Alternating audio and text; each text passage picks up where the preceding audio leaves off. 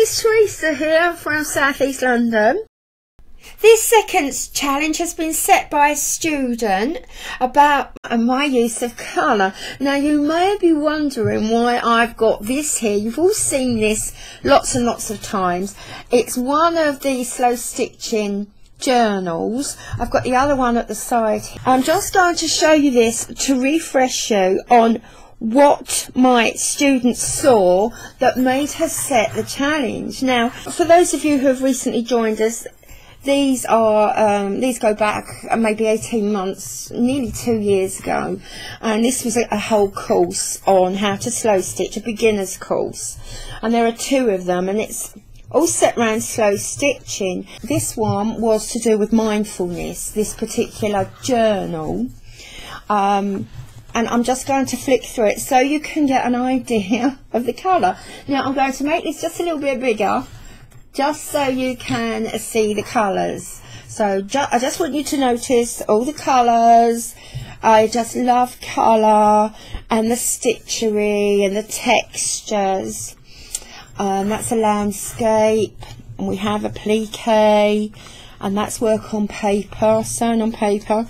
Little needle workbook. I mean, I'm not going to do a flip through, but I just want you to be aware of, as I keep saying, the colours. Okay, so you've got the idea, and it's all the way through this journal. Plenty of place for journaling.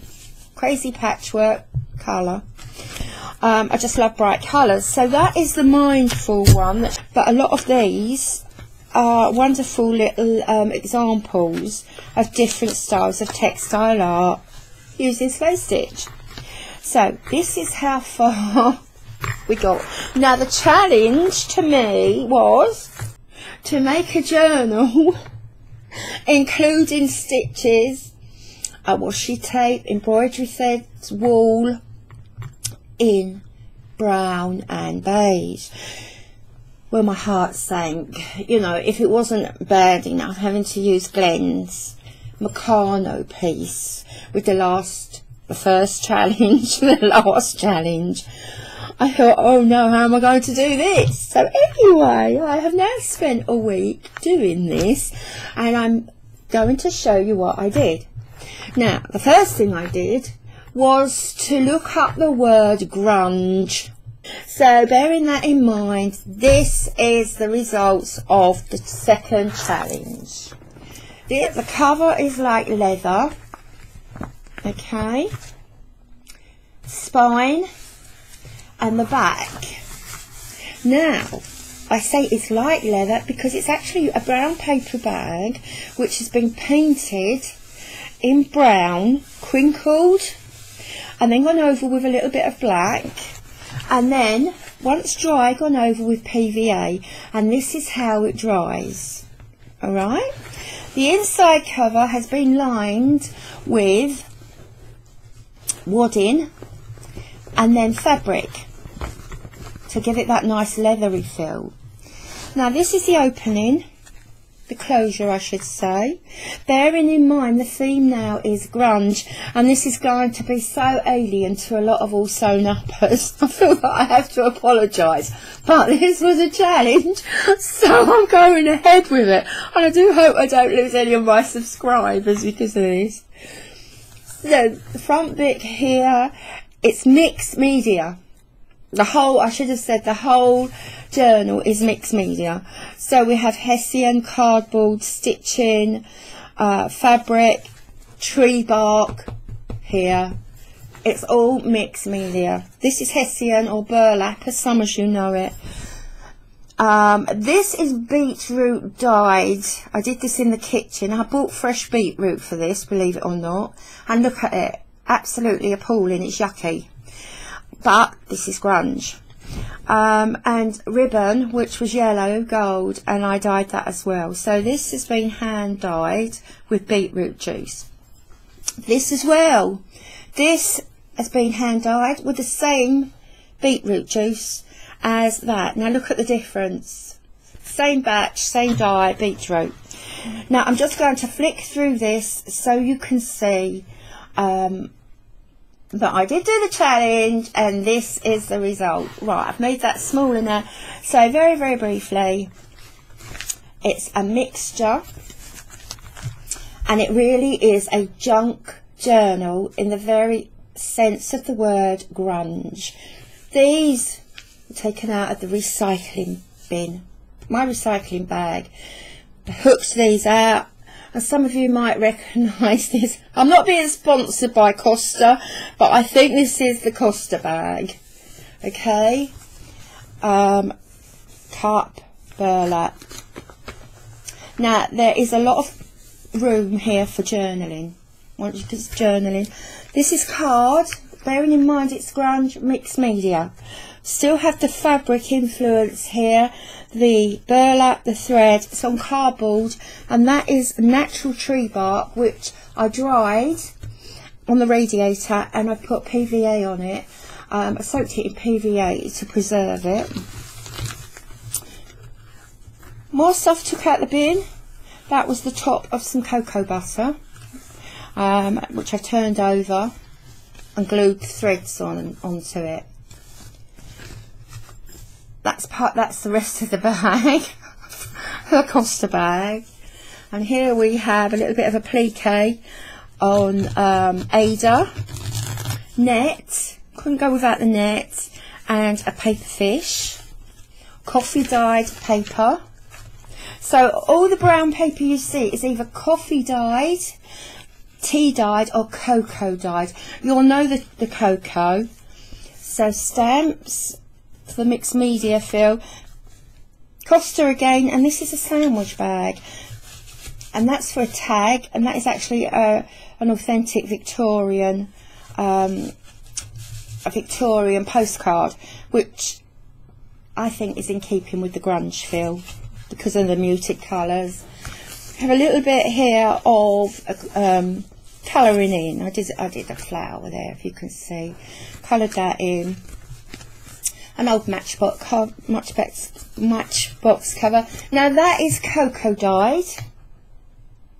Make that a little bit bigger. That is cocoa dyed, and it smells absolutely gorgeous. It smells like chocolate. So that was good. That's the side of a throwaway cup. Another Victorian postcard in an old envelope there. Kitchen paper. And that's some sort of foodie takeaway pocket there.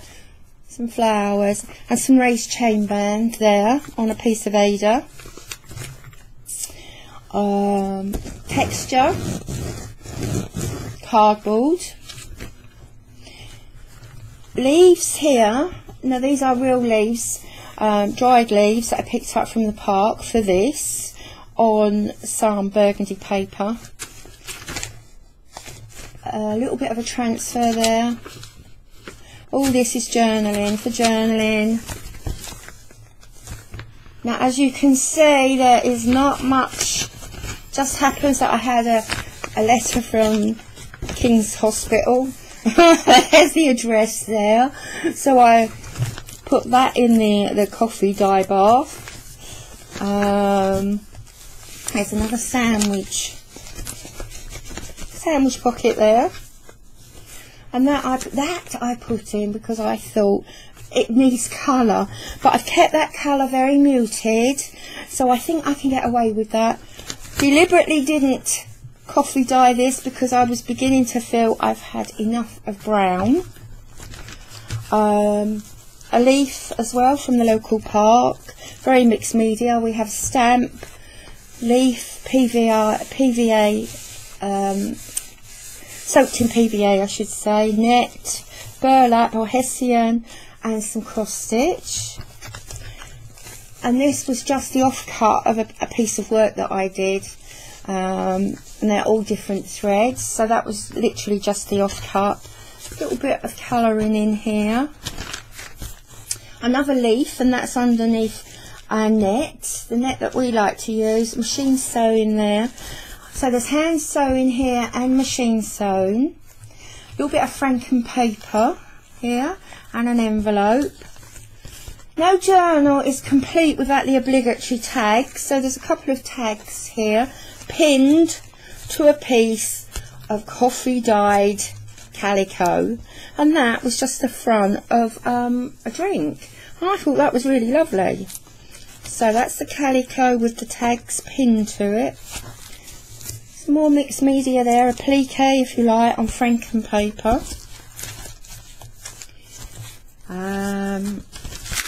Some nice tracing paper or baking paper. This ring, I literally burnt this on my hob. So this is the round hob there, and a little bit in the middle where the heat doesn't come through. I thought, what a lovely effect. Another pocket, I can't remember what was in there. Might have been a pasty, something like that. And a bookmark there with some wool. Oh look, this is dreadful, isn't it? This is another food bag. Oh my gosh. It says a lot about my recycling, doesn't it? And what sort of things I have in it.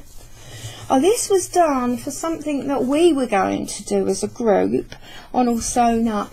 And after I did this, I didn't actually like it. So I found it in the drawer and I thought, very fitting to put it in here, I think. Washi tape. I've used quite a lot of washi tape. Now this is it here?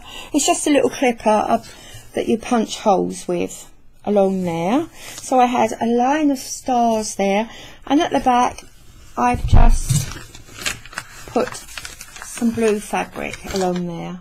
Okay, so it's made those stars pop out a little bit. More washi tape, and this is lace on tissue paper there, and some doily. Now as you can see, I stuck to my part of the deal.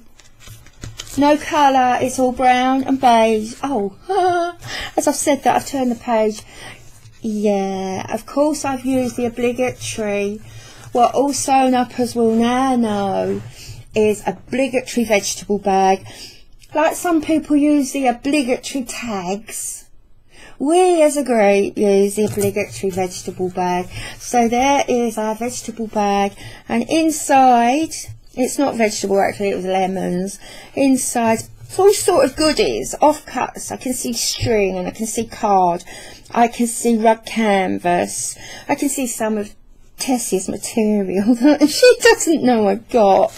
And this is, I picked this up, I think, from the supermarket. Oh yes, from the bottom of the box. Now, if you are into journaling or mixed media of any sort, when you go into your local supermarket, and I'm thinking of Asda, which is Asda stroke Walmart, isn't it? At the bottom of the banana boxes, there's all this beautiful stuff I've painted and PVA'd. And listen to that texture, it's just wonderful. So a little bit of transfer there, an embroidery transfer, and all sorts of bits of pieces here, a little bit of texture there, fabric texture with some weaving. I did some weaving through the net. That is washi tape, lots of washi tape there. And this is the bread bag. Now, if you remember in the introduction, journals and other journals I've done, I've always used baguette bags. This is an actual loaf bag, and inside there, I think I need to put a light on, I'm not sure is that better? And inside there is some fabric that I've also coffee dyed, or tea dyed. A little bit of cross stitch on Ada there, and that just fits nicely on that piece of card from an Amazon box that I ripped up and put out for recycling, that I had to go and reclaim. Neighbours must think I'm absolutely potty, because I had to take a lot of this out of my recycling bag, which was out the front and view to everybody, and they must think I'm a bit on the weird side. But who cares, eh? They all say hello, so they can't think I'm that weird. Mixed media, tree bark there, calico, string, cardboard, and I just put that there because I was missing just a little bit of relief from all the brown. A little bit of colouring in.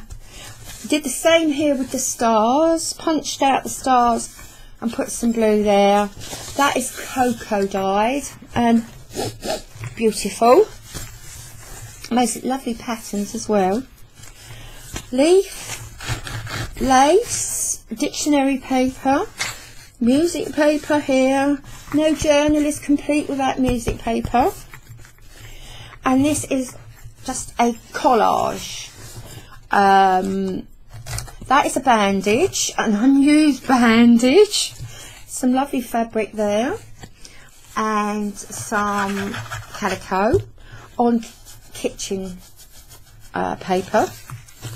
And we have a leaf here behind this. Now some of you, if you looked at the shorts, what is slow stitch that I did, it's less than a minute. I think this one was the example in that. Now as you can see, if you did look at that, you can see that it's totally different. It's because I steeped that in tea. So it's gone from all those lovely bright colours that were in the shorts to this. Okay, kitchen paper there. A lovely stamp here. I hold that up and I think, what does that say? I think that might be Hungary. Is that, oh, I've got the wrong, oh, is that the Czech Republic? I can't see, I've got my glasses on, but I just can't see that. But the colours, the brown, blend in with everything else. This paper was at the bottom of the banana boxes, another box. So I lifted up the bananas and I took this out, and these holes were literally holes that you could see through, and I've just enclosed, folded it over and enclosed some purple fabric in the centre, okay, and zigzagged around the edge. And that is the other side to it. I've enclosed yellow fabric, I think that's felt, that one, in there. A little bit of slow stitch on Ada and then on an open weave fabric at the back. I've left that white. That's from a teaching aid that I ripped up. So it all says past, past, past, and that was the other word that went with it was past tense. So I put that there. Then we have some of the banana box fabric, and that is tissue, and that is a tea bag. That is one of the tea bags. Now I got these in, I think it was Rotterdam, and I had never seen them before. To me a tea bag was like we buy, say, PG Tips off the supermarket shelf in the little mesh bags. But I noticed in other parts of Europe, maybe over here, but I haven't seen them over here in the UK, you can buy these. Now it's a little drawstring bag, which I've stuck down, so obviously it's not going to pull. And you put your tea, loose tea in there, and you use it like we, or I, would use a normal tea bag over here. And they're such gorgeous little bags. But anyway, I wondered what I was going to do with them, so there's that. Now we've used this before, you'll recognise that fabric, and a beautiful little stamp with a little bit of colour. I sneaked some colour in here. Green. I think I get away with yellow, but then I did sneak some purple and blue in. These, I've got a collection of these. I don't know why, I think I got them at a craft fair. I've just felt, oh, it's something I couldn't live without. They're all different shapes, but it's not really my thing, to be honest. So this is the ideal chance to use them, and it is wood, and it's for cross stitch. So I put a few cross stitches there to secure it to the back. We have a little fabric collage going on here with some ribbon, the same there. And this I found in a drawer, and I've coffee dyed it. I thought, oh, I might as well use that. So I have actually taken away the bright colours, and I like that actually. I think that goes really well with the grunge look. Okay, and oh, look at that, that's cocoa, there. I'm more colouring in, that's addictive. And this, I'll hold that up, is on Ada, and it's pinwheel, blanket stitch over piece of cardboard, and then we have blanket stitch again, French knots, cross stitch, and running stitch or slow stitch. Okay, just stuck down on that little piece of card there, and over the back a star. And all this, all the blank pieces, even the card here, is for journaling. And there we go, that's the end, with just a tag, and the bag. Now, as you can see here as well, I've used the handles from that food bag. I'm going to turn that round. I've used the handles, which could also be used to secure whatever's in there, and we could tie this up through those handles. Okay, so there we are. So Sally, I hope you enjoyed this. As I say, it's not normally what I do, and it was a challenge, but although it was a challenge, I have to admit it was addictive, and I will do another one. I will do another one, and I know exactly what I'm going to do. I need to get some more textile into it.